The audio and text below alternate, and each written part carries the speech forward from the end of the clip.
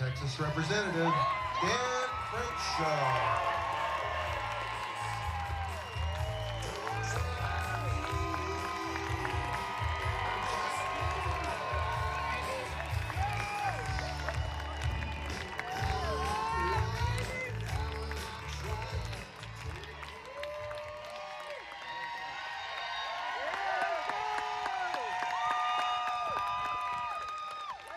This is going to be a fun crowd.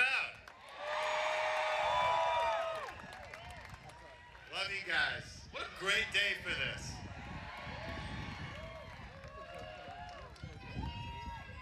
Texas Reloaded, that's right. You guys been having fun?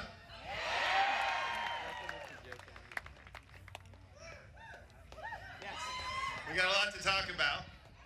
I wrote a speech for you guys. But first I want to say something. Everybody, I hope you're praying for our president right now. He will get through this. He is strong.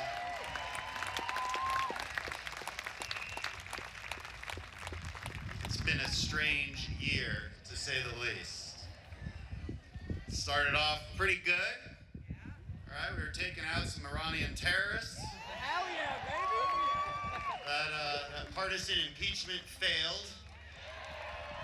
We had the best economy in decades.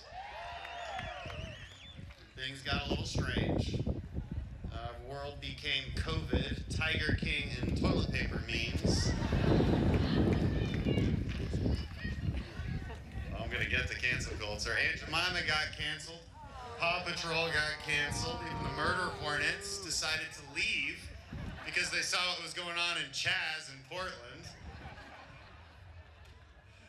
And everybody's like, what happened to the murder hornets?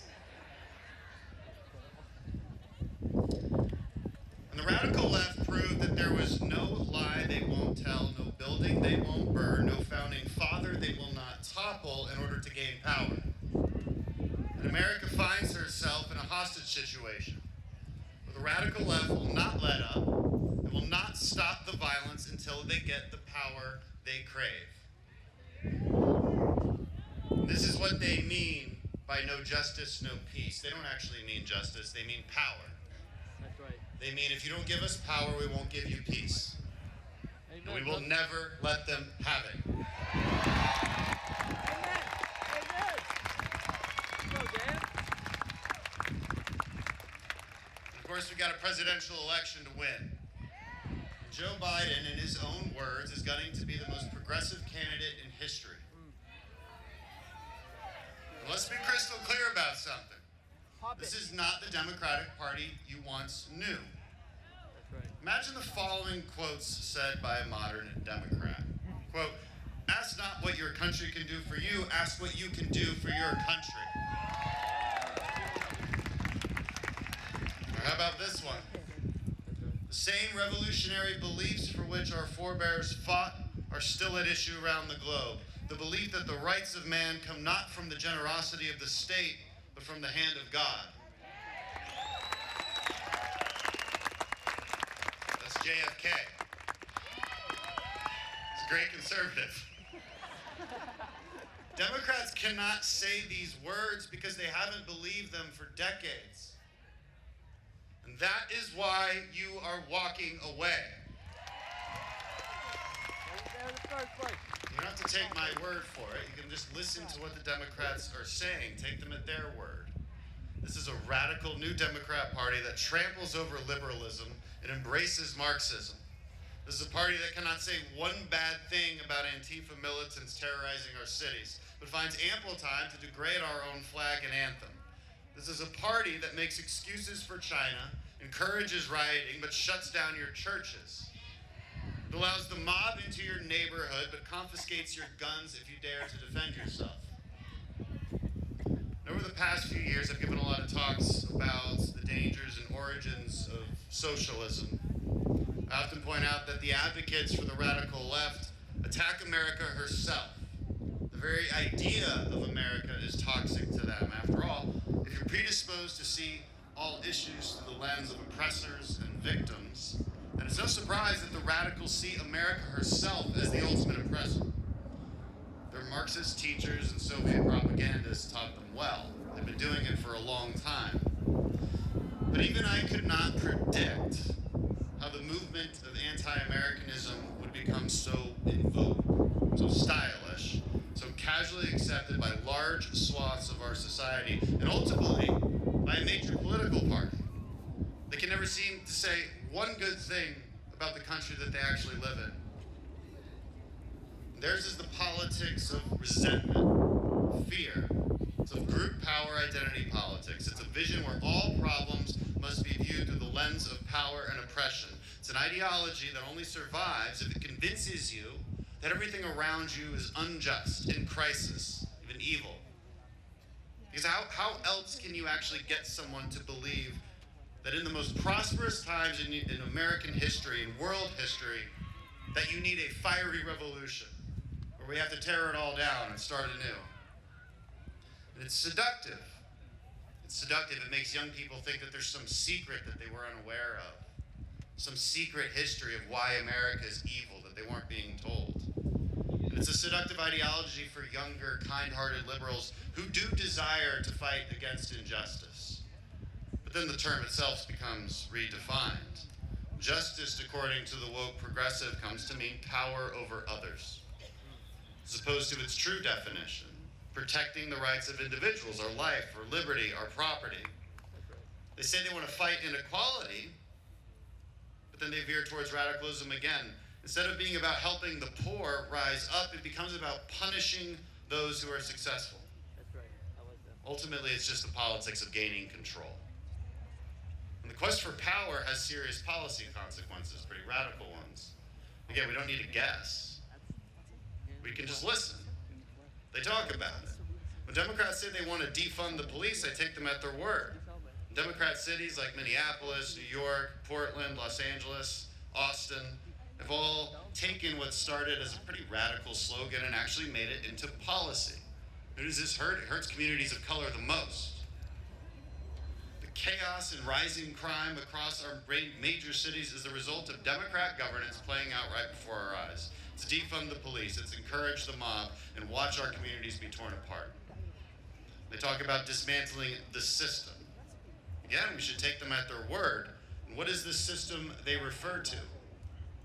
It's our cultural institutions, it's our economy, and it's our republic.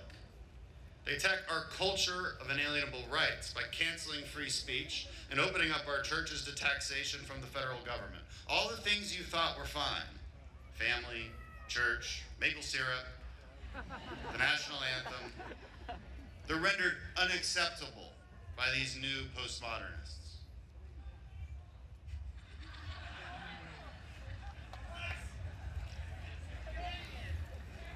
All right, I want to start a fight about maple syrup, guys. I'm seeing there's Vermont and Canadian. It's not the point. They want to.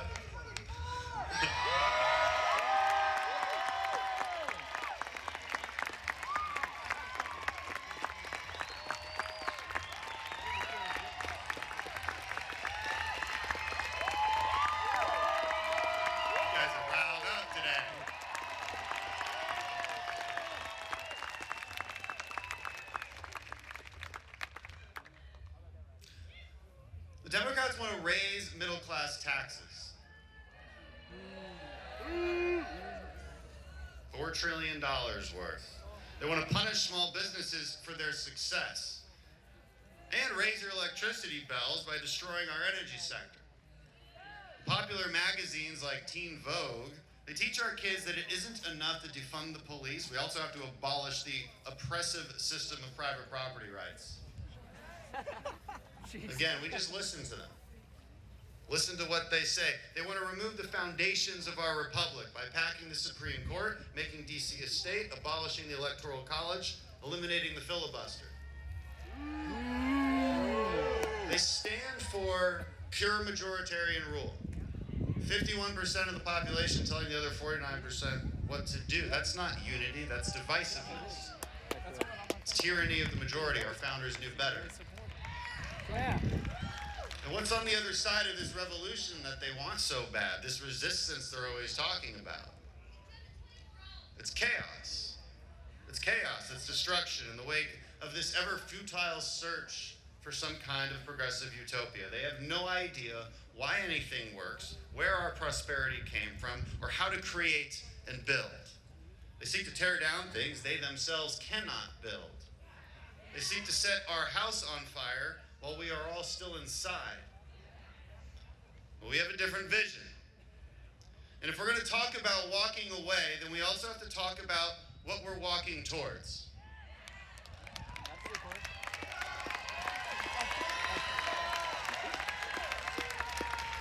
You don't have to look far to find it. Maybe you have a penny in your pocket. It's one of my favorite coins. Okay. I wasn't sure where you were going with that, but thank you.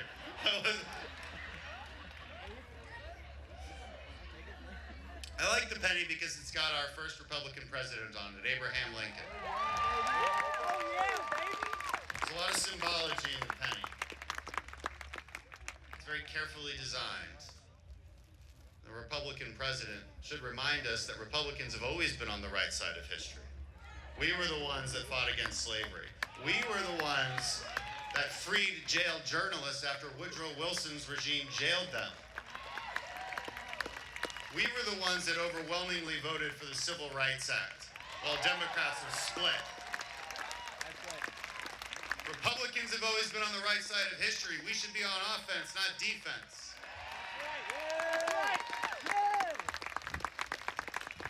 But there's more to the coin that I like to talk about. It's the smallest unit of currency.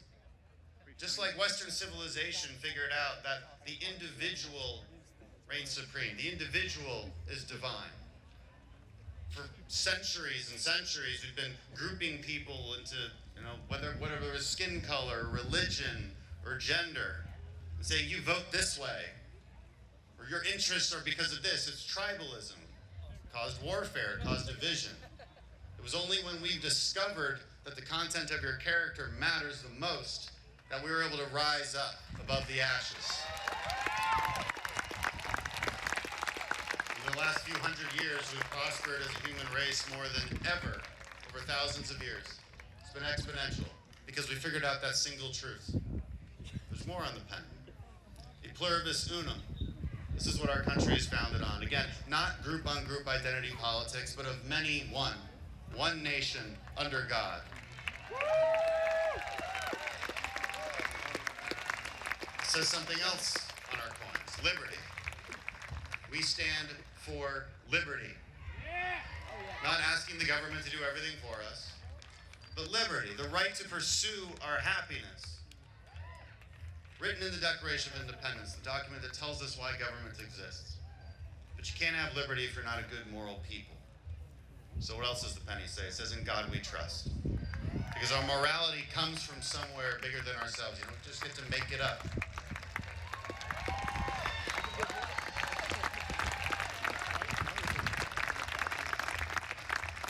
Conservatism is gratitude. It's gratitude for the things that work. Our culture, economics, and political structure. American culture means something. We're personally responsible. We're mentally tough. We believe virtue is not an opinion, but comes from God. We have a culture of rights, where free speech must be protected, not questioned. We believe liberty is non-negotiable. The false premises from clever politicians will not trick us into trading our freedom for a false sense of security. We believe in nationhood and the culture of Americanism, where we stand for the flag. We throw a parade on the 4th of July. You speak up at your local town hall. You gather at the National Mall. You learn the history of Old Glory and eat a hot dog at a ball game. Americanism means something. And we stand for an economic system that gives everybody the best possible chance of success. We protect personal property, intellectual property, we make it easier to start your business, not harder. And as the Democrats have transformed, so have we. We're now the party of the American worker, of American prosperity.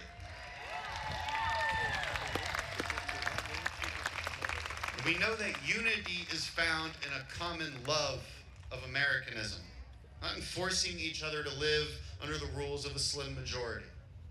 Our Constitution protects disagreement, the ability to live as we wish and self-govern, not top-down decisions forced down from Washington.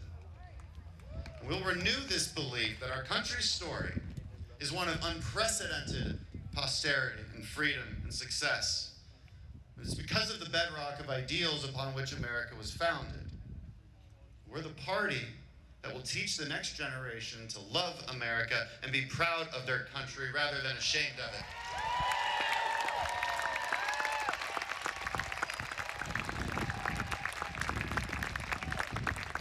So this is our job. It's our duty.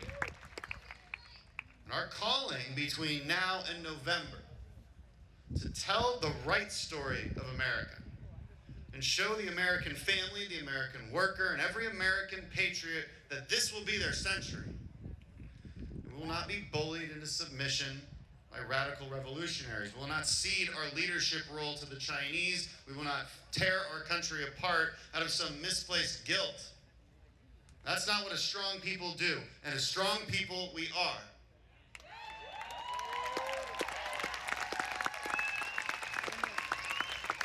The story of America, the story of this country is one of an enduring struggle, as we struggle to live up to the ideals of 1776. We aren't done. We have work to do, and that's good. We like work. We're pioneers. We always have been. As Reagan said, we do have a rendezvous with destiny. And that destiny is the shining light on the hill. It's the #1 destination for all freedom-loving people who desire to embrace Americanism as their own. And dreams are made here. Happiness is pursued. No one will do it for you. It's up to you. And that's just the way we like it. And this century will be about guaranteeing that opportunity, protecting your right to pursue your happiness.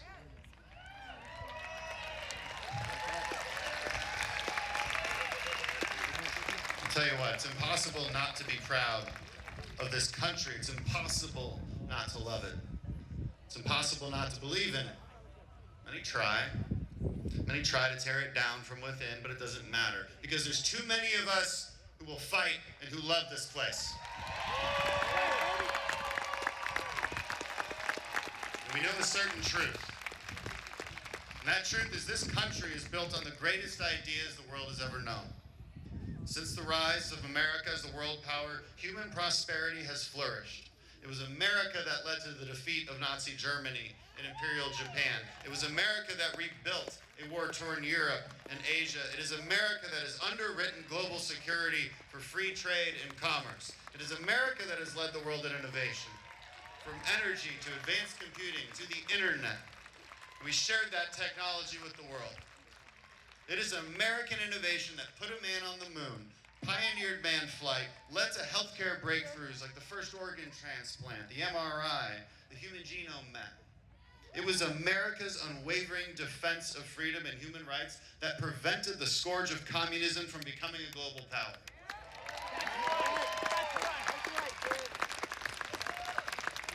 This is our story. Like many stories, it's filled with villains, heroes, dark times, proud victories, sadness, overwhelming joy, failures, and triumphs. It's a human story, after all. It carries with it all the inescapable imperfections of the human condition. But just as your story does not end with your sufferings or your failings, neither does ours. America is a fabric. It's woven from the threads of human history's most noble achievements and greatest ideas. The American system of government, the first to enshrine natural rights, liberty, and equality.